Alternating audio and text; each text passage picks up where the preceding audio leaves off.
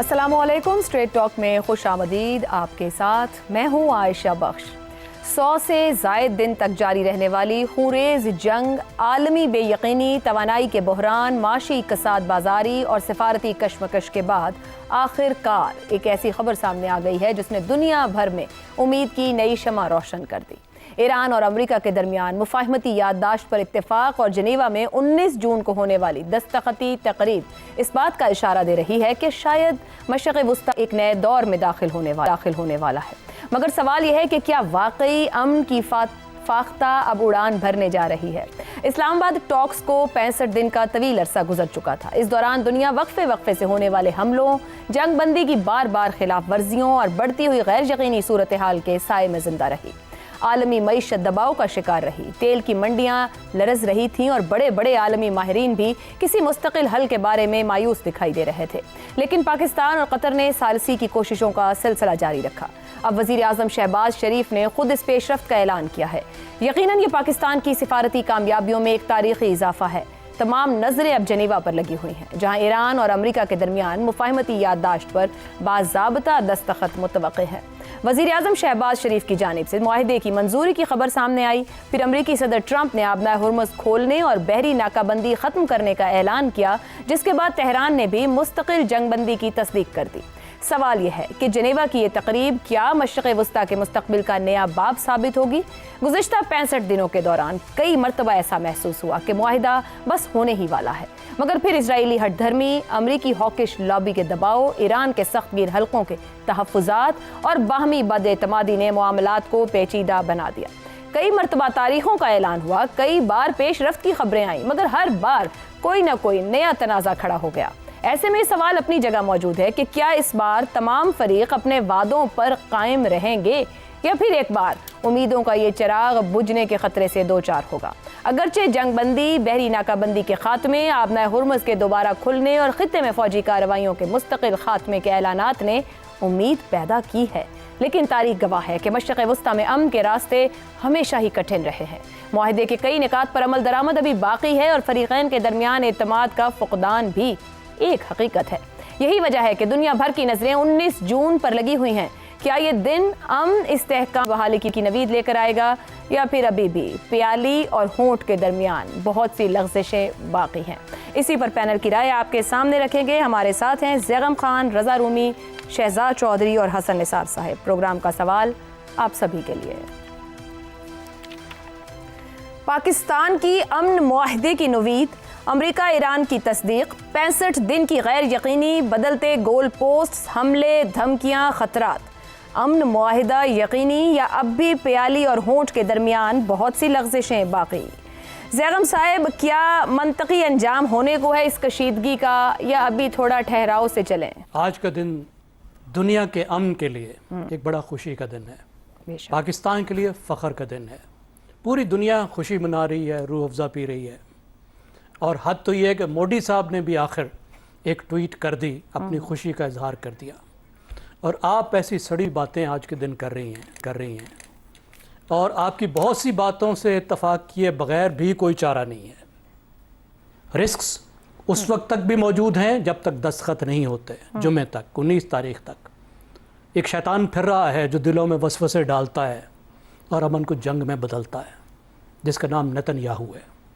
وہ اس درمیان میں کچھ کر سکتا ہے کہ یہ وقفہ بھی اس درمیان میں ہی کوئی چیز خراب ہو جائے، اگرچہ رسک نسبتاً کم ہے کیونکہ پھر امریکہ بہت اس سے ناراض ہوگا، لیکن یہ ہو سکتا ہے۔ لیکن دستخط کے بعد جو کام شروع ہونا ہے وہ ایک بہت بڑا چیلنج ہے، اس میں بہت زیادہ مشکلات ہیں، بہت زیادہ خطرات ہیں، واپس جنگ کی طرف جانے کا خطرہ ہے، کیونکہ تینوں بڑی چیزیں جن پر گفتگو چل رہی تھی اور جن پہ لڑائی چل رہی تھی، اتفاق رائے نہیں ہو رہا تھا، وہ اس پیریڈ میں چلی گئی ہیں۔ ابھی تک اس میں کلیئرٹی نہیں ہے کہ ان پر کیا ہوگا، مثلا نیوکلیئر میٹیریل۔ اب امریکہ بار بار نیوکلیئر میٹیریل کی بات کرتا ہے، ٹرمپ بار بار کہتے ہیں کہ ہمیں وہ چاہیے، وہ جو مٹی ہے وہ چاہیے، ہم جائیں گے حملہ کر کے وہاں سے لے کر آئیں گے، ایران اس کو ہمارے حوالے کرے۔ وہ بھی اس دور میں گفتگو ہوگی۔ امریکہ کی تمام تر کوشش کے باوجود فرائیڈے سے پہلے اس اگریمنٹ میں جو ہمیں معلوم ہے اس پر اتفاق رائے نہیں ہو سکا۔ न्यूक्लियर प्रोग्राम पर इत्तेफाक राय नहीं हो सकता है उसमें से कुछ चीज़ों पर, कुछ कंसेशंस पर ईरान ने रजामंदी जाहिर की हो।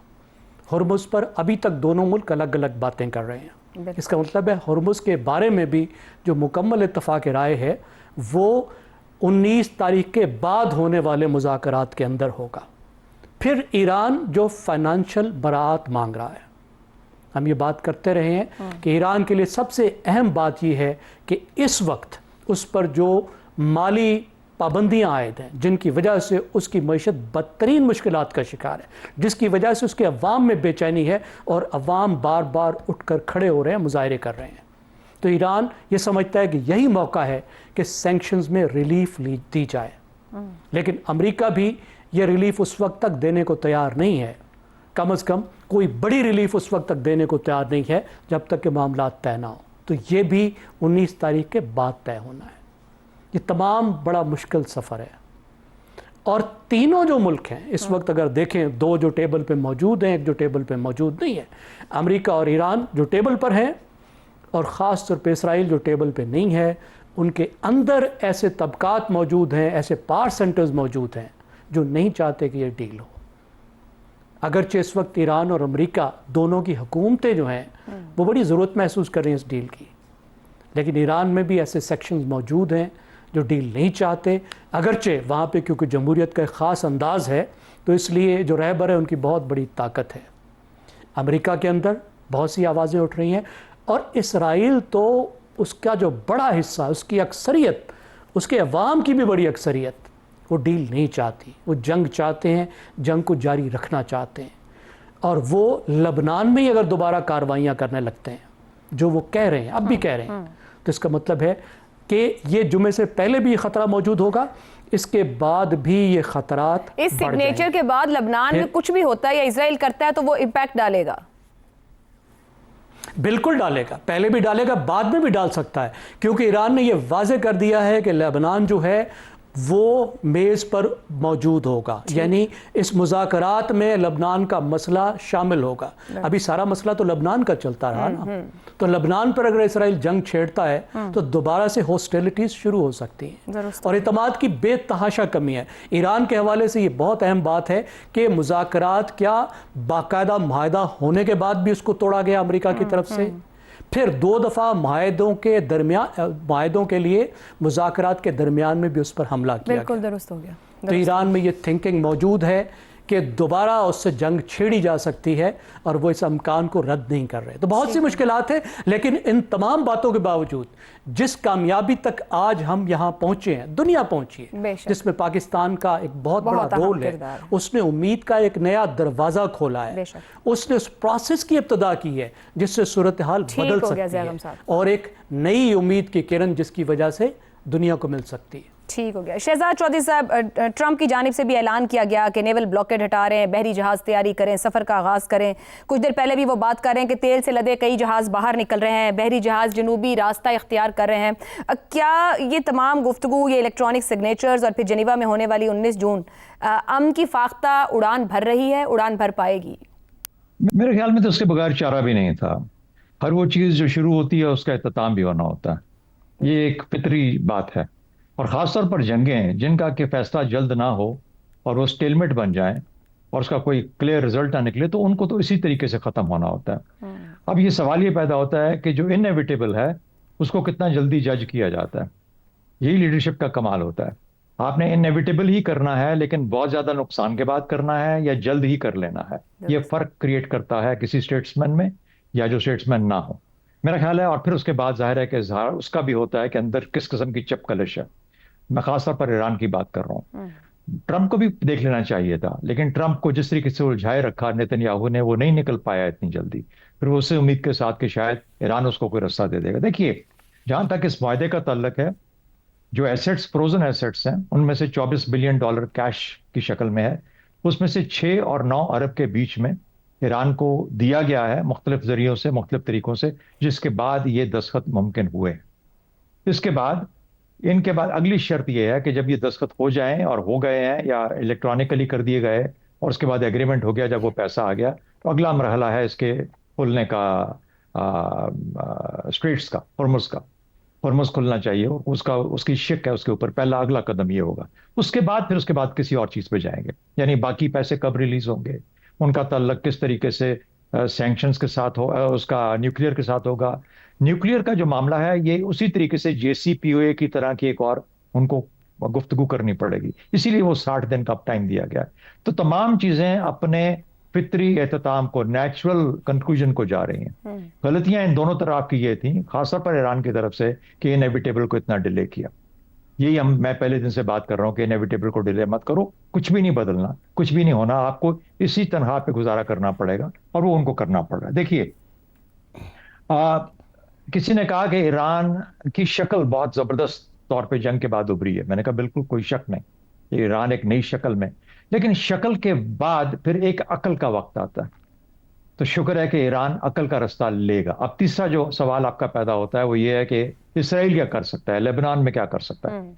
एक चीज मुझे यूं लगती है कि जिस तरीके से कि जब अगर अमेरिका ने काफी सख्ती के साथ, अमेरिका ने भी कोशिश की कि जंग दोबारा शुरू हो जाए, ईरान ने भी कोशिश की जंग दोबारा शुरू हो जाए, इसराइल ने भी कोशिश की जंग दोबारा, लेकिन किसी तरफ से कोई ज़ौक़ की आलम ऐसा था कि किसी तरफ से जंग फिर कंटिन्यू करने की हिम्मत तीनों तरफ में नहीं पड़ी। इसराइल तो शायद कर लेता, लेकिन उसको सख्ती से रोक दिया गया। तो कहने का मतलब है कि वो जो मामला जो इसराइल का था, जब ये मुआहदा हो जाता है अमेरिका और ईरान के बीच में, तो ऐसा है कि अमेरिका जो है ईरान और इसराइल के मामले से अपने आप को दूर कर लेता है। अब अगर कोई जंग होती है, अब अगर कोई मामला होता है, इसराइल हमला करता है लेबनान पे या कुछ और करता है, तो बेशक अपील तो की जाएगी अमेरिका से कि रोकें उसको, लेकिन मुझे ये लगता है कि फिर वो इसराइल और ईरान की आपस की बायलैटरल एक और मुठभेड़ शुरू हो जाएगी, जिस शक्ल में भी होती है। उस तरह की तो ज़ाहिर नहीं होगी जिस तरीके से अभी तक हुई है, बट ऐसा ही कुछ चलता रहेगा मामला इनके बीच में, जब तक दोनों अतराफ ठंडे नहीं हो जाते। बहरहाल जो पाकिस्तान की अचीवमेंट है वो अपनी जगह पे है। अब मामला क्या है नेक्स्ट? एक तो ये कि जहां पर हिम्मत डाली जाए, कोशिश की जाए, वहां पे रास्ते बन जाते हैं। ठंडा करना माहौल को जरूरी है। जिस तरीके से हमने खत्ते को बचाया है, और इस पूरे उसमें खलीज भी है, उसके अंदर हमारा अपना खत्ता है, और अपने आप को कितनी मुश्किल से बचाया है, ईरान को कितनी मुश्किल से बचाया है, मेरा ख्याल है कि इन तमाम चीज़ों की दाद बनती है। लेकिन यही अमल अब आगे भी चलना चाहिए। हमें अपने इर्द गिर्द का माहौल और अपने अंदर का माहौल, उसको भी ऐसे ही ठंडा करना चाहिए। बातचीत के जरिए सब कुछ हासिल हो जाता है, और अगर आप परसिस्टेंट रहें, अपने मकसद की तरफ आप अपने यहाँ चलते रहें, तो आपका मकसद भी हासिल हो जाता है। मुझे यूं लगता है कि अब अगला स्टेप जो होगा हमारा इम्तिहान, पाकिस्तान का इम्तिहान और लीडरशिप का इम्तिहान ही होगा कि हम अपने इर्द गिर्द और अपने अंदर कैसे माहौल को ठंडा रख सकते हैं, और कैसे यहाँ से तरक्की के रास्ते मुतय्यन कर सकते हैं। ठीक हो गया। हसन निसार साहब, इस्लामाबाद टॉक से एक सफ़र शुरू हुआ और अब जिनेवा में एक मुआहदे के ऊपर मंतज होने जा रहा है। ये 65 दिन की जो कशमकश और सूरत हाल रही, पाकिस्तान ने अपनी अमन के लिए कोशिशें जारी रखी, आखिर आके कतर भी साथ मिला मॉनेटरी मामलात के लिए, मगर क्या पाकिस्तान की सालसी के बगैर ये जिस जिनेवा मुआहदे की आज बाज़गश्त है, ये मुमकिन हो पाता? पता नहीं क्या कर रहे हैं। मैं दरअसल ना इतराफ़ कर रहा हूँ पब्लिकली, मैं ज़रा कम जहन और कम ज़र्फ सा आदमी हूँ। इससे भी कहीं ज़्यादा देखो, दुनिया का अमन ज़रूरी है, लेकिन इससे भी करोड़ों गुना ज़्यादा अहम मेरे मुल्क के अंदर का अमन है। और अमन का मतलब यही नहीं होता कि गोलियाँ चल रही हों तो वो बदअमनी है। देखो, अपने घर में आग लगी हो ना, तो साथ वाली गली में उधर आग बुझाने जाओगे? बहरहाल वो एक बड़ा मशहूर, बड़ा उसमें विजडम है कि तुझको पराई क्या पड़ी अपनी नबेड़, तू कोई और कर लेगा। इसमें और बहुत सारे फैक्टर्स होंगे। शुरू होने के पीछे सारे फैक्टर्स हम नहीं जानते, इसके इख्तिताम के बारे में भी सारे फैक्टर्स हम नहीं जानते, गेस वर्क है। मैं जो बात कर रहा हूँ वो मोटी चटकी, मैंने वही कहा ना, कम ज़हन आदमी वाली। घर यानी मुल्क के अंदर घमसान की जंग जारी है। भूख, नंग, बदइंतजामी, करप्शन, बेरोजगारी, जहालत, नफ्सा नफसी अवाम के दरमियान कुछ के पुश्ते कहते हैं ना जो लग रहे हैं। मुझे मुल्क के अंदर अमन सुख सुकून से ज्यादा दिलचस्पी है। मेरे लिए बहुत सानवी इम्पोर्टेंट है, बट बहुत सानवी। मगर सर, इस जंग का एक एनर्जी क्राइसिस एंगल भी तो था ना, उसने तो हमें बहुत ही मुतासिर करना था अगर कंट्रोल ना कर पाते। यार होता रहे एनर्जी क्राइसिस, होता रहे energy crisis. Can you compare? मैं नहीं करता। ये ईरान, अमेरिका वगैरह, ये वो सारी दुनिया में जो मुल्क के अंदर हो रहा है, मुझे वो ही चैन लेने दे रहा। मैंने कहा ना, मैं कम ज़हन आदमी हूँ, मैं बहुत दूर तक जा नहीं सकता, मुझे यहाँ से फुर्सत नहीं मिल रही। मैं डेली अखबारें जितनी पढ़ता हूँ उसमें जो जो खबरें होती हैं, इस मुल्क में अरबों खरबों के स्कैंडल्स, दुआनियाँ चुवानियाँ दे रह गए, लोग भूखे मर रहे हैं, जो जो हालात हैं, एड्स चल रहे हैं तुम्हारे टीवी चैनल्स पे, तो ऐसी है। और जो बात आज आप कर रहे हो, मैं ये जब सिलसिला शुरू हुआ है 5 दिन बाद या 4 दिन बाद मेरा प्रोग्राम था, ब्लैक एंड वाइट, मैंने कहा था ठप्पे रहो, अमीनत तमाला पाओ, लुडियाँ पाओ। आज भी वही सवाल है कि आगे क्या होगा, तो होता रहे, करो, अच्छी बात है। बाहर अपने बच्चे भूख से मर रहे हैं, तो बाकियों का पीड़, मतलब मेरी समझ से ही बाहर है। ठीक, मेरे लिए ये सवाल जो है ना, इट्स नॉट वैलिड पॉइंट है कि दाखिली समाजी माशी मसाइल मौजूद है, लेकिन बाहर का मसला भी कहीं ना कहीं हमें ही इम्पैक्ट करने को था मजीद। रज़ा रूमी साहब, 65 दिन का ये स्कोर कार्ड है इस्लामाबाद से जेनीवा तक का, अब एक सिग्नेचर होने जा रहे हैं जेनीवा में। बार बार अमन की कोशिशें नाकाम हुई हैं, यहाँ से आगे आप क्या समझ रहे हैं कि एक अमन मुआहिदा होगा जो हतमी होगा, या अभी भी उसके अंदर बहुत कुछ देखने को बाकी है और बार बार उसकी कमज़ोरी मुतासिर करेगी दुनिया को?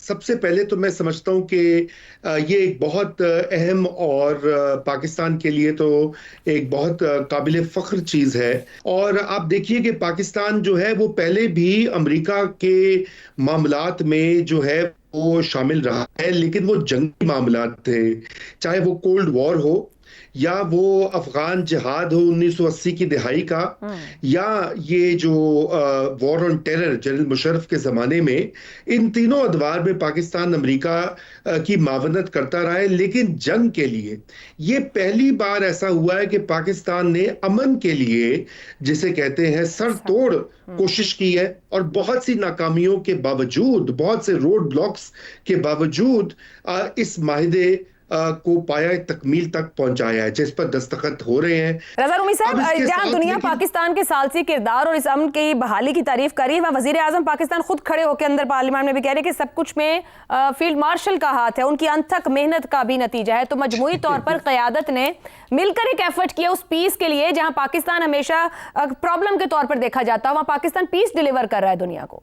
जी बिल्कुल आयशा, और यही बात अहम है कि वज़ीर आज़म ने ये जो जिक्र किया है, ये देखिए ना, ये तो इस वक्त एक तयशुदा बात है कि मुल्क में जो निज़ाम है उसको हाइब्रिड बोला जाता है, और उसमें मिलजुल कर ही काम हो रहा है। सिविल मिलिट्री लीडरशिप जो है वही आगे बढ़ा रही है। अब लोग इसके ऊपर तनकीद कर सकते हैं, इसके ऊपर मुख्तलिफ आरा हैं, वो हम किसी और दिन बात कर लेंगे। आज जो अच्छी बात है उस पर बात करते हैं। लेकिन इस जंग के जो जिक्र आपने पहले किया, और मैं सुन रहा था सारी बात, इसमें जो सबसे अहम बात उभर कर ये भी आई है कि देखिए, ईरान ने अपना दिफा जो है वो बहुत ही मुसम्मम तरीके से किया है, और उसने एक सुपर पावर के सामने सीना सपर होकर अपनी स्टेट को, अपनी हुकूमत को गिरने नहीं दिया। ये बहुत बड़ी एक कामयाबी है, और इसमें ईरान की अपनी, जिसे कहना चाहिए, क्रेडिट जाता है उनको। उनके साथ बहुत सारे ममालिक नहीं थे, हत्ता कि जो खित्ता भी है हमारा, उसमें भी अक्सर जो गल्फ के ममालिक थे वो तो दूसरी साइड के ऊपर थे। लेकिन जिस तरीके से ईरान ने अपने पत्ते खेले, मिसाइल्स वगैरह, ड्रोन्स का जिक्र तो होता ही है, आबनाए हुर्मुज़ को जिस तरीके से उसने एक स्ट्रेटेजिक लीवर के तौर पर इस्तेमाल करके अमेरिका को और मगरबी दुनिया को और पूरी ग्लोबल इकोनॉमी को भी एक तरीके से झंझोड़ा, वो बहुत बड़ी एक इस पूरी पिछले कई महीनों की जो जंग है उसका एक सबक है। और मैं समझता हूं कि अब इससे ये भी साबित हुआ है कि इस पूरे वाकये के बाद, अगरचे कि आपने जो सवाल किया है वो ये है कि क्या ये मायदा देरपा होगा, जी बिल्कुल यही सबसे बड़ा सवाल है, क्योंकि अभी तो वो बकौले शख्स पार्टी शुरू हुई है, क्योंकि अभी तो बहुत सारे मामलात और नुकात के ऊपर मजीद गुफ्तगू और फैसले होने हैं, जिसमें कि ईरान को जो पैसे जो उनका एक उन्होंने अपना हक कहा हुआ है कि हमें दें, 24 अरब डॉलर का जिक्र हो रहा है, वो किस तरीके से और कब उनको मिलेगा, सैंक्शंस पूरी तरह से हटेंगी कि नहीं, और ये कि न्यूक्लियर जो मसला है उसके ऊपर क्या समझौता होगा, ये अभी ओपन एंडेड सवालात हैं। लेकिन لیکن نومبر تک امریکہ جو ہے وہ اس کی یہی خواہش ہوگی کہ کسی طریقے سے اس معاملے کو نبیڑے، کیونکہ نومبر میں جی جو مڈ ٹرم الیکشن ہے عائشہ، اگر یہ معاملہ آگے بڑھتا ہے، دوبارہ سے جنگ سٹارٹ ہوتی ہے، وہ افورڈ نہیں کر سکتا امریکہ۔ میں کئی بار یہ آپ کو عرض کر چکا ہوں پچھلے کئی ہفتوں سے کہ امریکہ کی بالکل لمٹ پہنچ گئی تھی، اس لیے یہ ایک بڑی اچھی ونڈو ہے کہ اگلے آنے والے 3-4 مہینوں میں یہ معاملات بھی کسی حد تک سیٹل ہو جائیں گے۔ اور تیسری ایک اہم بات جس کا میں تذکرہ کر دوں، اور وہ یہ ہے کہ گلف کے ممالک میں بھی اب ایک گلف کا جو پورا ریجن یا جسے ویسٹ ایشیا کہا جاتا ہے، وہاں پہ بھی ایران ایک مڈل پاور کے طور پر ابھر کر سامنے آیا ہے، جیسے کہ پاکستان ایک مڈل پاور کے طور پر اپنا لوہا منوا چکا ہے پچھلے سال سے، اور اس بار اس ڈپلومیسی اور امن کے کھیل میں بھی پاکستان سر فہرست رہا ہے۔ اب ایران ایک دوسری پاور کے طور پر ابھرا ہے، اور دیکھنا ہے کہ ایران کا بطور مڈل پاور ابھرنا مڈل ایسٹ کو کس طرح شیپ اپ کرتا ہے۔ بھلے جس طرح رضا رومی صاحب کہہ رہے ہیں بہت سے اوپن اینڈڈ سوالات ہیں، مگر فی الحال دنیا امن کا سانس لے کہ معاملات بہتر طور آگے بڑھ رہے ہیں۔ ایک بریک لے لیتے ہیں، بریک سے واپس آئیں گے تو بات کریں گے۔ پروگرام میں ذکر ہوا ملک کے داخلی مسائل، وہاں پر سیاست جمہوریت سوالیہ نشان رہتی ہے، اسی پر گفتگو کہ اپوزیشن لیڈر نے جو سوال رکھا وزیر اعظم کا جواب کیا تھا، اس بریک کے بعد۔ پروگرام میں ایک بار پھر خوش آمدید۔ اپوزیشن لیڈر محمود خان اچکزئی نے پارلیمنٹ کو مضبوط بنانے اور سیاسی نظام کو آئینی دائرے میں چلانے کی اپیل کرتے ہوئے کہا ہے کہ ملک کو بربادی کی طرف کیوں دھکیلا جا رہا ہے۔ انہوں نے زور دیا کہ کوئی سیاسی جماعت کسی کی ٹانگ نہ کھینچے، جو جماعت انتخابات جیتے اسے مینڈیٹ دیا جائے، شفاف انتخابات کو یقینی بنایا جائے اور آئین کے مطابق شہریوں کو احتجاج کی اجازت دی جائے۔ پارلیمنٹ ہی وہ واحد فورم ہے جہاں سیاسی استحکام پیدا کیا جا سکتا ہے۔ اسی تناظر میں وزیر اعظم شہباز شریف نے ایوان میں اپوزیشن کو ایک بار پھر میثاق جمہوریت اور مکالمے کی دعوت دی۔ انہوں نے کہا کہ آئین، قانون اور جمہوریت کے فروغ کے لیے بات چیت ناگزیر ہے۔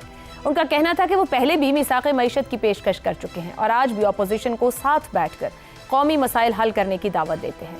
یہ دونوں بیانات سیاسی ماحول میں نرمی اور اتفاق رائے کی طرف ایک مثبت اشارہ ہے۔ تاہم اسی سیاسی ماحول میں ایک اور رخ بھی سامنے ہے، جہاں علیمہ خان کی جانب سے اڈیالہ جیل کے باہر 10,000 افراد جمع کرنے کی پیشکش اور اس حوالے سے سوشل میڈیا پر دیے گئے بیانات بھی سامنے ہیں۔ یہ طرز سیاست پارلیمانی مکالمے اور سیاسی مفاہمت کے بیانیے سے مختلف ہے۔ یہ صورتحال اس سوال کو جنم دیتی ہے کہ ایک طرف پارلیمنٹ کو مضبوط بنانے، میثاق جمہوریت اور سیاسی مکالمے کی بات ہو رہی ہے، جبکہ دوسری طرف سڑکوں کی سیاست اور دباؤ کی حکمت عملی بھی جاری ہے۔ ایسے میں سوال یہی ہے کہ کیا اپوزیشن کو ہر منگل کو سڑکوں کرنے کی سیاسی دھمکیاں ترک کر کے وزیر اعظم کی دعوت کو قبول نہیں کر لینا چاہیے؟ اسی پر پینل کے سامنے سوال رکھیں گے۔ میثاق معیشت، میثاق جمہوریت کی طرف بڑھیں، اپوزیشن کو کہتا ہوں آئیں مل کر بیٹھیں۔ وزیر اعظم شہباز شریف، رسمی بیان یا حقیقی دعوت؟ شہزاد چودھری صاحب۔ عائشہ، نہ یہ پہلا بجٹ ہے، نہ یہ بجٹ کے بعد کی پہلی دفعہ تقریریں ہوئی ہیں، اور نہ ہی اپوزیشن لیڈر کی طرف سے اس قسم کی تقریر پہلی مرتبہ ہوئی ہے۔ تیسرا بجٹ ہے، تیسری تقریریں ہیں، اور ایسے ہی تقریریں ہر دفعہ ہوتی ہیں۔ سوال یہ پیدا ہوتا ہے کہ ان تقریروں کے باوجود کیوں کچھ ہوتا نہیں، کیوں ماحول ٹھنڈا نہیں ہو پا رہا اس ملک کا۔ حسن نثار صاحب نے اس کا ذکر کیا، کچھ ہلکا سا میں نے بھی ذکر کیا تھا کہ ٹھنڈا ماحول کرنے کی ضرورت ہے، اندر بھی اور اپنے ارد گرد بھی۔ تو بہرحال سب سے پہلی بات یہ ہے کہ حکومت واقعی چاہتی ہے کہ بات چیت کی جائے، معاملات کو ریزالو کیا جائے۔ کہتی تو ہے، کیا چاہتی بھی ہے؟ اور اگر چاہتی ہے تو کس چیز نے ابھی تک روکا ان کو پچھلے 3 سال کے اندر یا 2.25 سال کے اندر کہ وہ نہیں کر پاتے؟ دوسری بات، کیا حکومت کر بھی سکتی ہے ماحول کو ٹھنڈا؟ اس کے پاس کیپیسٹی، ایبلٹی ہے، یا کسی اور طرف دیکھنا پڑتا ہے؟ کیا ان کو سوٹ کرتا ہے کہ ماحول ٹھنڈا ہو یا ایسا گرم ہی رہے؟ مثال کے طور پہ اڈیالہ کے سامنے 10,000 کی جب آپ بات کرتی ہیں، پتہ نہیں 10,000 ہوتے بھی ہے کہ نہیں ہوتے، 500 ہوتے ہیں، 600 ہوتے ہیں، 2,000 ہوتے ہیں، پتہ نہیں کتنے ہوتے ہیں۔ وہ 2,000 آدمی جو ہوتے ہیں، کیا وہ نیشنل اسمبلی سے اٹھ کے جاتے ہیں وہاں پہ یہ سب کچھ کرنے، یا نیشنل اسمبلی والے نیشنل اسمبلی میں ہی بیٹھے ہوتے ہیں اور اس کو ایز اے بہانہ بنا لیا جاتا ہے کیونکہ بات چیت تو نیشنل اسمبلی میں کرنی ہے۔ نیشنل اسمبلی کے جو دو متعارف سائڈز ہیں ان کو آپس میں بات کرنی ہے نا، معاملات کو درست کرنا ہے، ادھر ٹھنڈا کرنا ہے۔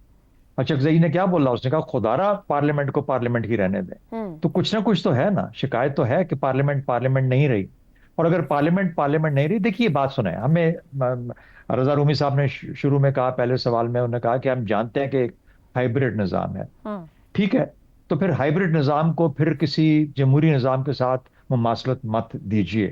بولیں کہ ہم کسی ایک اور نظام میں رہ رہے ہیں, ہم کسی اور نظام, یہ جمہوری نظام نہیں ہے, کسی اور کوئی اور نظام ہے.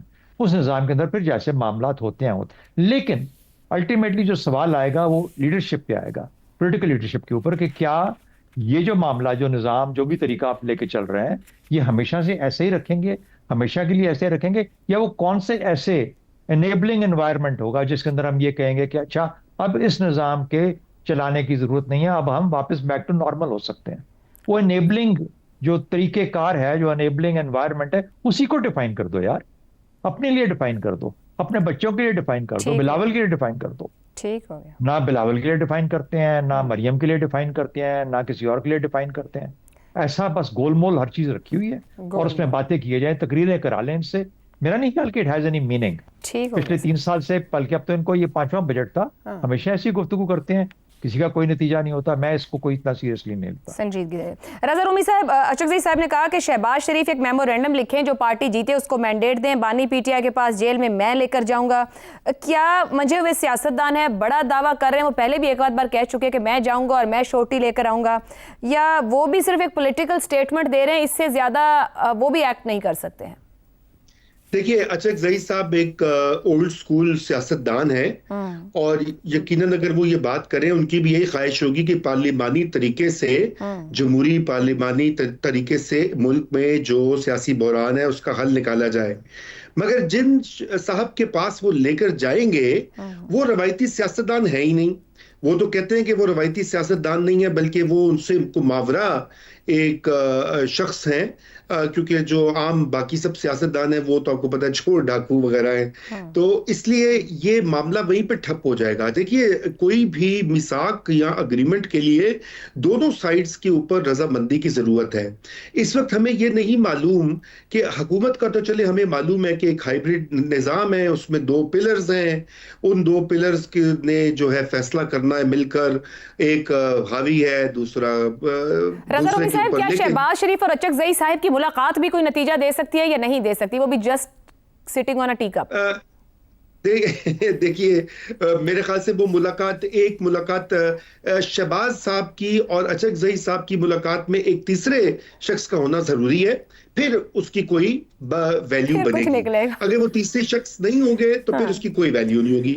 نمبر 1. نمبر 2, عائشہ, اس میں یہ بات کیا بات کر دی, نمبر 2 پہ میں نہیں جاؤں گی. رضا رومی صاحب, آپ نے اپوزیشن لیڈر اور پرائم منسٹر کی ویلیو کو ہی کہہ دیا کہ کوئی ویلیو نہیں ہوگی, تو ایک بریک لیتے ہیں, بریک سے واپس آئیں گے, گفتگو آگے بڑھاتے ہیں. پروگرام کے آخری حصے میں ایک بار پھر خوش آمدید. حسن نثار صاحب, اچکزئی صاحب وزیر اعظم سے کہہ رہے ہیں کہ کچھ تو خیال کریں. وزیر اعظم کہہ رہے ہیں کہ میں موجود ہوں, آئیں بیٹھیں بات کریں. ادھر علیمہ خان صاحبہ اڈیالہ کے باہر 10,000 بندہ اکٹھا کرنے کو تیار ہیں. کیا معاملے کا حل نکل سکتا ہے؟ وہ بھائی سے پیار کرنے والی ایک جذباتی بہن بنی ہوئی ہیں, یا کوئی پولیٹیکل لیڈر کی سوچ بھی رکھ رہی ہیں؟ پولیٹیکل لیڈرشپ تو پاکستان میں دکھائی نہیں دی مجھے اس کی پوری تاریخ میں, انکلوڈنگ بھٹو, جو کہتا تھا کہ I am the only sacred cow. اندازہ لگاؤ, جمہوریت مامے, اور کہتے کہ میں اس ملک کی واحد مقدس. اب چھوڑو, مجھے 1 منٹ زیادہ مل جائے گا, آج میں کم بات کرتا ہوں. جی کہیے.